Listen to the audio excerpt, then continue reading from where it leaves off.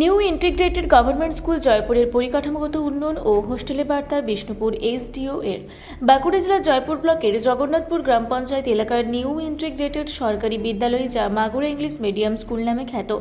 আজ সেই স্কুলে 10 বছর পার করেছে দেখতে দেখতে। সেই উপলক্ষে 3 দিন ধরে চলবে বিভিন্ন অনুষ্ঠান। আজ শুভ উদ্বোধন হলো রাজ্য, জেলা ও মহকুমা আধিকারিক এবং বিশিষ্ট শিক্ষাবিদদের উপস্থিতিতে।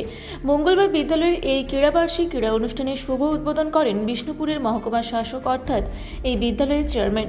উদ্বোধনী মঞ্চ থেকে তিনি বিদ্যালয়ের বর্তমান শিক্ষা ব্যবস্থার প্রতি নজর রেখেছেন, যা বক্তব্যে উঠে এসেছে।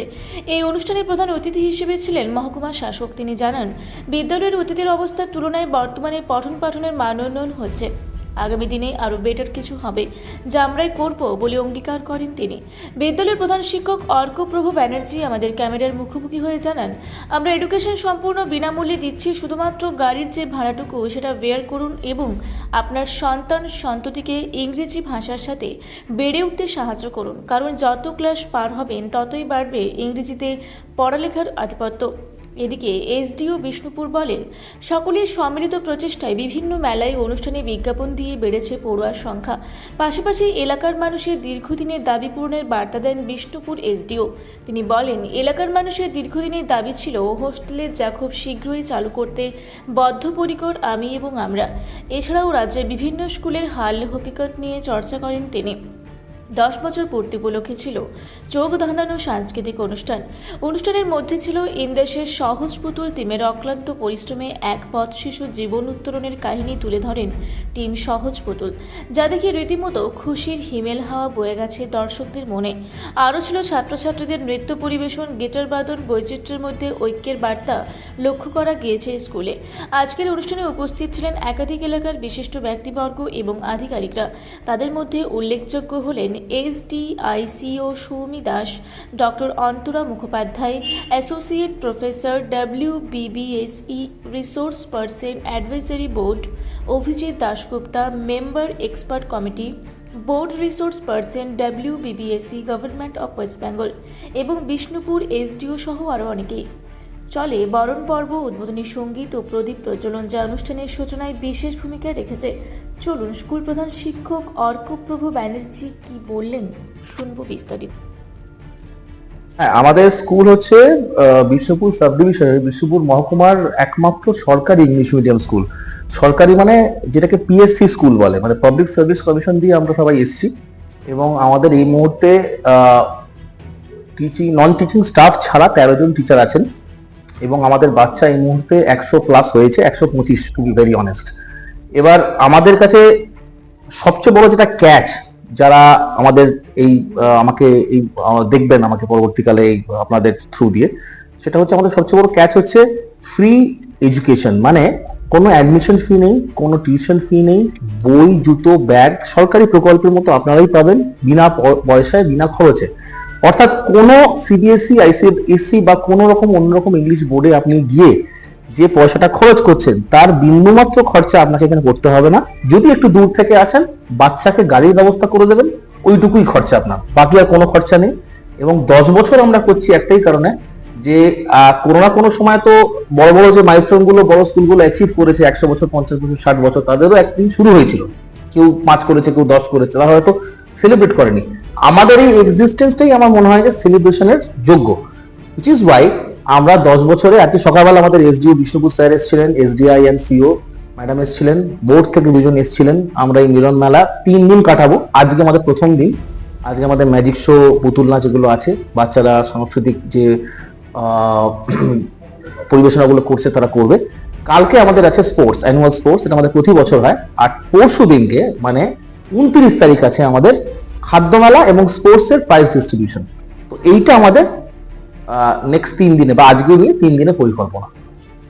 সবচেয়ে বড় কথা বলি, কিছুটা গর্ব করেই বলছি, আমাদের পাবলিক সার্ভিস কমিশনের পরীক্ষা দিয়ে আসা আমরা যে যার নিজের সাবজেক্টে অন্তত প্রথম 10 বা 15 র্যাঙ্কে সারা রাজ্যে পরীক্ষা দিয়ে সেই র্যাঙ্কটা পেয়ে আমরা এসেছি। সুতরাং পড়াশোনার মান নিয়ে খুব একটা সন্দেহ থাকার কথা নয়, যে কোন ধরনের টিচাররা আমরা কিভাবে শিক্ষা দান করছি সেটা নিয়ে সন্দেহ থাকার কথা নয়, প্রথম। দ্বিতীয় কথা হচ্ছে সরকারি প্রকল্পের মতো এই স্কুল বিষ্ণুপুর সাব ডিভিশন আমার মনে হয় ভাগ্যবান এবং এই মানুষজনের ভালোবাসার খাতিরেই আমাদের সরকার, পশ্চিমবঙ্গ সরকার এই ব্যবস্থাটা করেছেন যে বিষ্ণুপুর মহকুমা কিন্তু এইরকম একটা স্কুল পেয়েছে। সব মহকুমায় এরকম স্কুল নেই, এরকম বহু মহকুমা আছে, বা এমন আমি আপনাকে বলতে পারি এরকম জেলাও আছে, যেমন বর্ধমান জেলা, পূর্ব বর্ধমান, পশ্চিম বর্ধমান, বিশেষ করে পূর্ব বর্ধমানে এরকম কোনো সরকারি স্কুলই নেই পুরো ডিস্ট্রিক্টে। সেখানে সাব ডিভিশনে আপনি এরকম একটা স্কুলের ইনফ্রাস্ট্রাকচার পাচ্ছেন।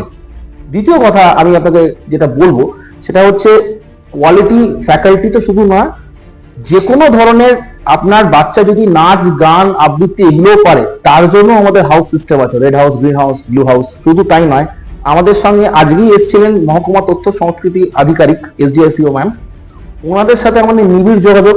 যদি কোনো ট্যালেন্টকে আমরা আমাদের স্কুল থেকে খুঁজে পাই, আমরা সঙ্গে সঙ্গে সেটাকে ফাস্ট ট্র্যাক করি সাব ডিভিশনে, এবং সেখান থেকে তারা নেক্সট কয়েক মাসে বা এক বছরের মধ্যে চলে যায় জেলাতে, এবং পরবর্তীকালে এদের ডেস্টিনেশন কিন্তু কলকাতা।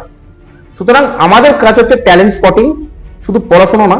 পড়াশোনার ক্ষেত্রে আমি যদি বলি, পড়াশোনার ক্ষেত্রে আমাদের যেটা ব্যাপার সেটা হচ্ছে এই বছর জয়পুর ব্লক থেকে সরকারি পরীক্ষা VSO অলিম্পিয়াড মানে বিদ্যাসাগর সায়েন্স অলিম্পিয়াডে 10 জনের মধ্যে 4টে র্যাঙ্কই আমাদের। ফার্স্ট আমার স্কুলের, সেকেন্ড আমার স্কুলের, ফোর্থ আমার স্কুলের, সিক্সও কিন্তু আমার স্কুলের।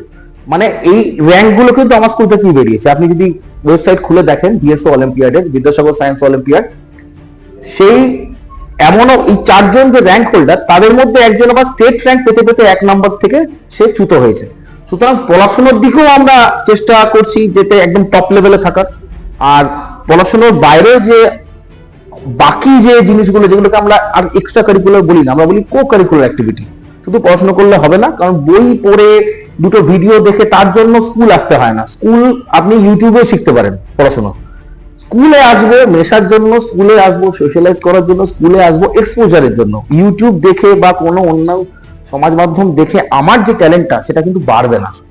ট্যালেন্ট বাড়বে, বা ট্যালেন্টের সঠিক উপযোগিতা যেটা বা স্ফুরণ যেটা হবে, সেটা কিন্তু স্কুল সেই প্ল্যাটফর্মটা আপনাদের বাচ্চাকে দেবে, যাতে আপনার বাচ্চা শুধু পড়াশোনা না, এমন যদি কোনো বাচ্চা থেকে থাকে যে সে খুব ভালো দৌড়তে পারে, চলে আসুন সেই বাচ্চাকে নিয়ে আমরা এখান থেকে ফাস্ট ট্র্যাক করে ডিস্ট্রিক্ট স্পোর্টস থেকে শুরু করে পরবর্তীকালে আবার নিয়ে যাব। সুতরাং এক কথা যদি বলি, সরকারি কিছু অফিসার যখন একটা স্কুলে এসে সরকারি টিচার হিসেবে পড়ায়, সেটার যে সুবিধাগুলো বাচ্চারা পেতে পারে সেটা আপনার বাচ্চা পাবে, এইটুকু আমি আপনাকে দাবি করে বলতে পারি।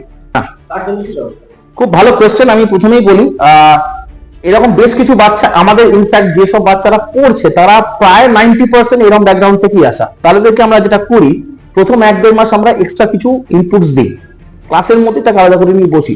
দ্বিতীয় কথা, তাদের যদি মনে হয় যে তাদের কিছুটা গাইডেন্স লাগবে, সেই গাইডেন্সের জন্য আমাদের আশেপাশে বিভিন্ন ধরনের লোকের সঙ্গে চেনাশোনা আছে, তারা বিভিন্ন স্কুলের টিচার, তারা তাদের মতো করে ওনাদেরকে গাইড করেন। এবং আমাদের 2-3 বছর আগে ইংলিশ মিডিয়াম পড়ানোর জন্য যে প্রতিবন্ধকতাগুলো ছিল অনেকটাই কমেছে উইথ টাইম। এখন কেউ যদি এসে আমাকে বলেন, স্যার আমি কি করবো, আমার বাচ্চাটাকে বাংলা মিডিয়াম থেকে এসেছি, আমি জানি না অত, আমার তাকে একটা রেফার করার মতো 2-1টা নাম আছে, এইটুকু আমি আপনাকে বলতে পারি। এটা হচ্ছে একটা পয়েন্ট। দ্বিতীয় পয়েন্ট হচ্ছে, আজ কষ্ট করে ইংরেজি শিখবে, না হলে স্কুল লেভেলের পর আরো বেশি কষ্ট করে এবং লজ্জা সহকারে, এবং সেই লজ্জাটা 18 বছরের পর যেটা অলরেডি উচ্চ মাধ্যমিকে শুরু হচ্ছে, সেক্ষেত্রে MCQ কি করে দিতে হয় তার একটা আলাদা টেকনিক আছে। বাচ্চারা কিন্তু খেলার ছলে এই অলিম্পিয়াড গুলো দিয়ে তৈরি হয়ে যাচ্ছে লাস্ট 3 বছর ধরে, যে কি করে মাধ্যমিক তারা ফেস করবে। কারণ এর ঢেউটা যখন আসবে, তখন কিন্তু যারা প্রিপেয়ার থাকবে না, যারা রেডি থাকবে না MCQ এর জন্য, তারা কিন্তু তাদেরকে ঢেউটা সুনামি বলে মনে হবে। তখন কিন্তু আর সময় থাকবে না নিজের স্টাইলটাকে চেঞ্জ করার। তো সেই জন্য 1, 2, 3 থেকে শুরু করে 10-এর বাচ্চাও মাধ্যমিক যারা কালকে দেবে, তারা কিন্তু আমার অলিম্পিয়াড পরীক্ষা দেয়, তারা নিজে স্বেচ্ছায় দেয়, কারণ তারা কনফিডেন্ট যে আমি 25-30 যাই পাই, যাই আসে না, আমি অলিম্পিয়াড লেভেলে কোয়েশ্চেন সলভ করছি, মানে আমি মাধ্যমিক এমনি মেরে দেবো। এইটা একটা ব্যাপার আমরা তৈরি করতে পারি বাচ্চার মধ্যে। এবং ওই জন্যই বলছি, প্রচুর স্কুল আছে, 1000, 1500, 2000 বাচ্চা, কিন্তু আমার স্কুলে এই কটা বাচ্চা নিয়েও কিন্তু আমার ন্যাশনাল মেরিট কাম মিন্স 2টো র্যাঙ্ক আছে এবছর, এবং VSO অলিম্পিয়াডে 4টে র্যাঙ্ক আছে। তাহলে আমি সবসময় বিশ্বাস করব কোয়ালিটিতে, নট কোয়ান্টিটি। আমার যে কটা আছে আমি সলিড রেডি করব, যাতে তারা একটা প্রাইভেট টিউশনের মতো এখানেই পায়। কারণ এক একটা ক্লাসে আমার 10-12টা করে বাচ্চা ম্যাক্সিমাম। প্রাইভেট টিউশনের কাজটা এখানেই হয়ে যাচ্ছে, আলাদা করে যে বিরাট সাপোর্ট লাগবে তাও না। প্লাস টিচাররা পড়াশুনো ছাড়াও অন্য কিছু করার সুযোগ পাচ্ছে, তার কারণ বাচ্চা কম, খাতা চেকিং কম। তখন আমরা সমস্ত সাংস্কৃতিক যে অনুষ্ঠানগুলো সেগুলো করতে পারছি, তখন আমরা প্যারেড করতে পারছি। আমরা গতকালই এসডিও স্যারের যে অনুষ্ঠান হয় 26শে জানুয়ারি বিএসএস স্টেডিয়ামে, সেখানে কালকে আমরা পারফর্ম করেছি। এসডিও স্যারের, এসডিও বিষ্ণুপুরের যদি পেজে আপনি যান ফেসবুকে, সেখানে আপনি আমাদের বাচ্চাদের দেখতে পাবেন এবং তার যে থাম্বনেল, সেই থাম্বনেলের বাচ্চাটা কিন্তু আমাদের স্কুলের সমৃদ্ধি। সুতরাং আমরা কিন্তু একটা ফেস বিষ্ণুপুর সাব ডিভিশনে এই মুহূর্তে। বাঁকুড়া জয়পুর থেকে এনামুল ভূঁইয়ার রিপোর্ট, রূপসী বাংলা মিডিয়া।